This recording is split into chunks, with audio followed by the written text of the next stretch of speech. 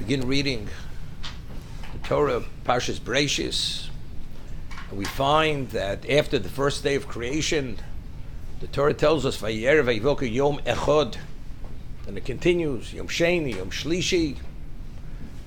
So the question which is asked by the Midrash, and Rashi asked the question, if the second day is Yom Sheni, the first day should be Yom Rishon. So why does the Torah use the term Yom Echad? It was one day rather than the first day. Should have preferably said it's the first day of creation. So the Ramban himself explains that we can only speak about first if there's a second. Initially, if creation is Yesh Mi'ayin, it's ex nihilo. If you have many things which exist simultaneously and you count them, you have the first, second, and third. But at the first day of creation, the second day of creation didn't exist. There was no existence, only the first day. So if that's the case, the only thing that existed was Echad. This is how the Ramban addresses Rashi's issue. But factually, the Medrash asks the question, what does it say Yom Echad? It should say Yom Rishon. So Rashi himself explains, based on Chazal, that the reason why it says Yom Echad, that the only thing that existed in existence outside of Hashem, there was nothing to any degree comparable to his presence. We find that when Adam originally was created, he radiated such radiance that the Malachim had mistaken his radiance for God's radiance. And they began saying Shira to Adam. So you could imagine if you have a Malach, the Malachim, we have various echelons of Malachim, levels, Srofim, Ofanim, Chayos HaKodesh. If they would have existed the first day at the same time as Hashem, they would have somehow blurred the obviousness of Hashem's unity in the world, that everything emanates from him. So therefore Rashi explains that when were the Malachim created? The Malachim were created on the second day of creation. So on the first day of creation, there was no mistake at any level to be made that there was anything that existed outside of Hashem himself. So the first day was Yom Echad. Yom Echad indicates the Achdus.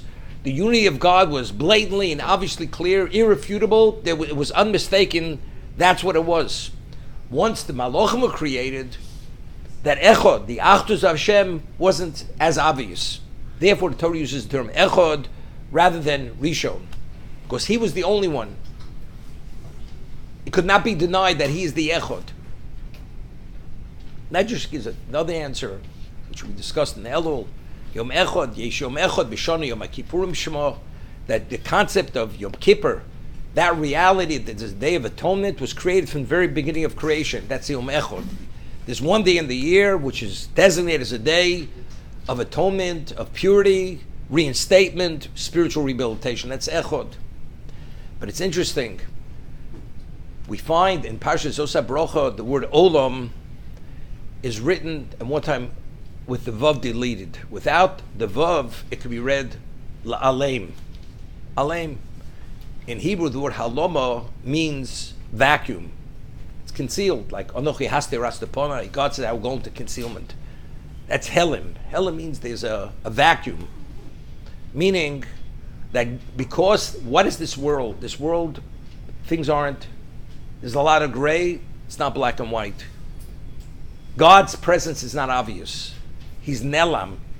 He's concealed. There's this vacuum. That's what it is. But again, why? Why is there a vacuum? Even before the Chet of Adam Rishon, there was a degree, his presence was slightly blurred.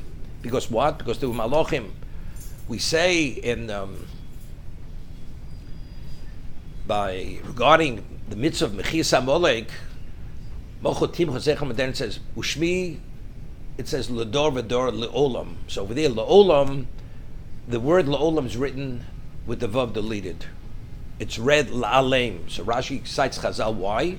That although we spell the name Yud-Kei Vov-Kei, which is the Shema Meforish, Rashi says in many locations that the four-letter name of God, Yud-Kei Vov-Kei, is the Shema Meforish. It's pronounced Adni, although it's written Yud-Kei Vov-Kei, we don't pronounce it as it's written. The pronunciation is as if it would be written Aleph Daled Nun Yud, but we don't pronounce it according to the spelling Yud-Kei Vov-Kei. So that's La'alim. You should conceal the pronunciation of Yud-Kei Vov-Kei and should pronounce as Adni, master. What is La'alim? What's the reason? The concept of Yudke Vovke is Hoyehoviviyah. God is infinite. Atarisha to Achron, there's no beginning, there's no end. God is infinite. The concept of infinite, to be able to grasp it to any degree, although a finite being, even the greatest angel, cannot fathom who God is because he's infinite, and even the greatest angel is still finite, nevertheless, you have a semblance of understanding that God is infinite. That's Hoyehoviyah. He was, he is, and he's in the future. However, it's La'alim. Since we live in an existence where everything is blurred and concealed, and there's distraction, especially after the Chet of Adam Rishon, that we're all conflicted because we all are tainted with the Eitz Hadas, with the Ra, with the evil, intermingled in our being. If that's the case, it's La'alim. You cannot pronounce it Yudke Vovke, Hoyehoviyah. It's similar when we say Kriya Shema, we say Baruch Shem Kvod Malchus Shalom V'ed in an undertone. On Yom Kippur, we say it out loud. Why do we say it undertone? Because we're not worthy, we have no relevance to relating it, to relate to what that is. Yom Kippur, that we're seen as Malachim, as the Malachim say it out loud, we say it out loud. But it's the same idea. What is our state of being? Our state of being, regardless who we are, our relevance to grasp what that is, we have no relevance to even begin understanding what that is. Therefore we say, Adni, although it's written Yudke Vovke, it's La'aleim. The same idea. Before the second day, it was Echod.